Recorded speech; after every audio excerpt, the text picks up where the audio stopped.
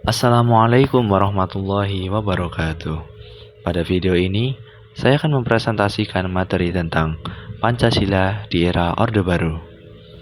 Yang terhormat dosen pengampu mata kuliah Pancasila Ibu Ani Mar'atul Hamidah MPDI, saya Muhammad Riki Tripamungkas dari kelas A, Program Studi Tadris Bahasa Inggris, semester 1. Pertama, saya akan menjelaskan pengertian Orde Baru. Orde Baru adalah sebuah masa pemerintahan di Indonesia yang dimulai sejak tahun 1966 hingga 1998 setelah runtuhnya pemerintahan Orde Lama yang dipimpin oleh Presiden Soekarno. Orde Baru muncul sebagai upaya untuk menata kembali kehidupan politik, ekonomi, dan sosial bangsa setelah terjadi kekacauan G30 SPKI. Pemerintahan Orde Baru berfokus pada stabilitas nasional, pembangunan ekonomi, dan penerapan Pancasila secara murni dan konsekuen sebagai dasar negara. Namun, masa ini juga ditandai dengan otoritarianisme, sentralisasi kekuasaan, serta pembatasan kebebasan politik dan pers. Kedua, saya ingin menjelaskan latar belakang dari Orde Baru. Lahirnya Orde Baru disebabkan oleh krisis politik, ekonomi, dan sosial pada akhir pemerintahan Soekarno. Terjadinya G30S PKI menimbulkan kekacauan dan menurunkan kepercayaan rakyat. Ekonomi memburuk dengan inflasi tinggi dan kemiskinan meluas, sehingga muncul tritura yang menuntut perubahan. Dalam situasi genting, Soekarno mengeluarkan Super Semar atau Surat Perintah 11 Maret 1966 kepada Soeharto, yang menjadi awal lahirnya pemerintahan Orde Baru untuk memulihkan stabilitas nasional berdasarkan Pancasila dan Undang-Undang Dasar 1945. Ketiga, saya ingin menjelaskan tujuan Orde Baru. Tujuan Orde Baru adalah menata kembali kehidupan bangsa setelah kekacauan Orde Lama dengan melaksanakan Pancasila dan Undang-Undang Dasar 1945 secara murni dan konsekuen. Pemerintahan Soeharto berupaya menciptakan stabilitas politik, ekonomi, dan keamanan agar pembangunan nasional berjalan lancar. Selain itu, Orde Baru bertujuan memulihkan ekonomi, meningkatkan kesejahteraan rakyat, memperkuat pemerintahan, serta menumbuhkan disiplin dan persatuan nasional demi tercapainya masyarakat yang adil, makmur, dan sejahtera. Keempat, saya ingin menjelaskan kebijakan Orde Baru.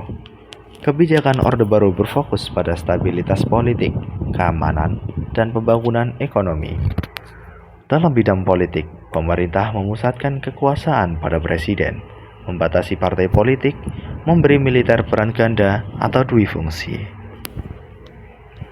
Di bidang ekonomi, diterapkan repelita atau rencana pembangunan 5 tahun dan pembangunan jangka panjang untuk menekan inflasi. Dalam bidang sosial dan pendidikan, dilakukan penataran P4, peningkatan pendidikan dan kesehatan.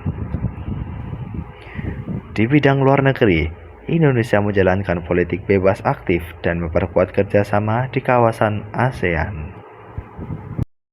Kelima, saya akan menjelaskan tentang penerapan Pancasila di era Orde Baru. Pada masa Orde Baru di bawah pemerintahan Presiden Soeharto, Pancasila dijadikan sebagai dasar negara, ideologi nasional, dan pedoman utama dalam seluruh aspek kehidupan berbangsa dan bernegara. Pemerintah menekankan bahwa Pancasila harus diterapkan secara murni dan konsekuen, yang artinya sesuai dengan nilai-nilai aslinya dan tidak diselewengkan seperti pada masa Orde Lama. Tujuannya adalah untuk menciptakan stabilitas politik, kesatuan nasional, serta mendukung pembangunan ekonomi dan sosial. 6. Saya akan menjelaskan runtuhnya Orde Baru.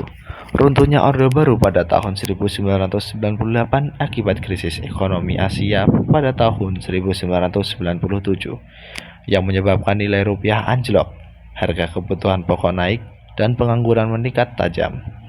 Kondisi ini diperparah oleh korupsi, kolusi, dan nepotisme di pemerintahan serta pembatasan kebebasan politik yang menimbulkan kekecewaan rakyat.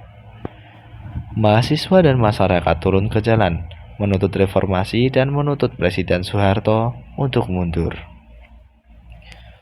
Gelombang demonstrasi besar-besaran yang disertai kerusuhan sosial pada akhirnya memaksa Soeharto untuk mengundurkan diri pada 21 Mei 1998. Demikianlah paparan yang dapat saya sampaikan mengenai Pancasila di era Orde Baru. Semoga materi yang saya sampaikan dapat menambah pemahaman kita tentang pentingnya nilai-nilai Pancasila dalam kehidupan berbangsa dan bernegara. Terima kasih sudah menonton dan mendengarkan hingga akhir video. Kurang lebihnya, jika ada tutur kata yang salah atau kurang sopan, mohon dimaafkan. Wassalamualaikum warahmatullahi wabarakatuh.